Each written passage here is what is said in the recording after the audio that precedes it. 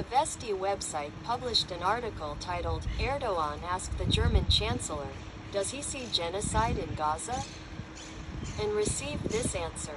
The public spat occurred during a joint press conference in Ankara.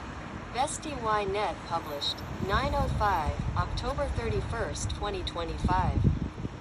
Turkish President Recep Tayyip Erdogan and German Chancellor Friedrich Merz engaged in a public spat over Israel and the war in Gaza.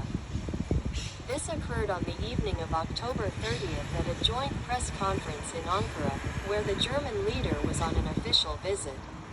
When the Turkish leader, clearly hoping for mutual understanding, spoke of genocide in Gaza, Chancellor Friedrich Merz immediately responded, "We have supported and will always support Israel."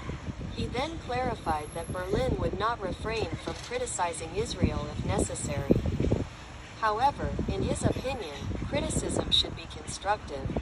In response, a Turkish journalist asked a clarifying question about how Germany could support Israel. Despite the fact that 60,000 people have died in Gaza, and inquired whether Merz believed he was on the right side of history. To this, the Chancellor replied, "Israel has the right to self-defense, and with one decision, by Hamas, all unnecessary casualties could have been avoided.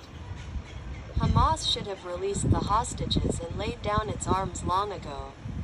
According to the German leader, then the war in Gaza would have ended and casualties could have been avoided.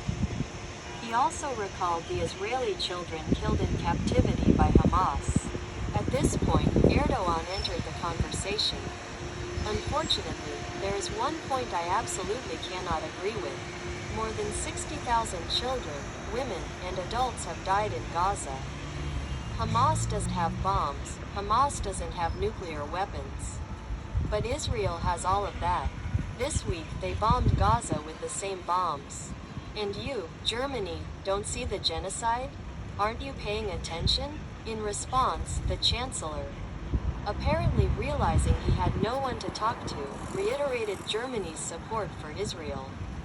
In this regard, Israeli media recall that Erdogan once again toughened his rhetoric after Israeli authorities refused to allow Turkish forces into Gaza, but allowed the Egyptians to do so. Throughout the war, Turkey took the most uncompromising stance against Israel, its leader demonstratively meeting Hamas leaders, and used anti-Israel discourse to strengthen his power and distract from domestic problems. If you like my work, listen to other articles, give it a like. It will help spread the word. Stay informed, join us.